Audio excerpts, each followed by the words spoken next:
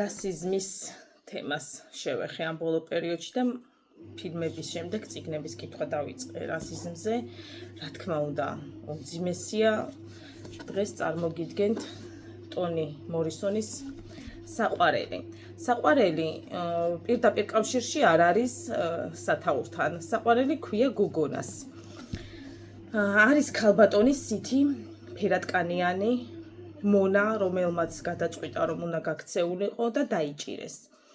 მას სხვა გზა არ ქონდა 4 შვილიდან ერთ-ერთს გამოაჭრა ყელი ხერხით და როგორღაც მოახერხა და ბინა ნომერ 124-ში წავიდა 2 ბიჭი. მისი გაიქცა, ერთი თვითონ მოკლა და ერთი გოგონა დარჩა.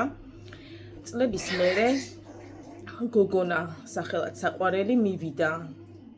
შეხვდათ გზაში, მიიყვანეს მის სახლში და მას შემდეგ დაიწყო სითის გაგიჟება.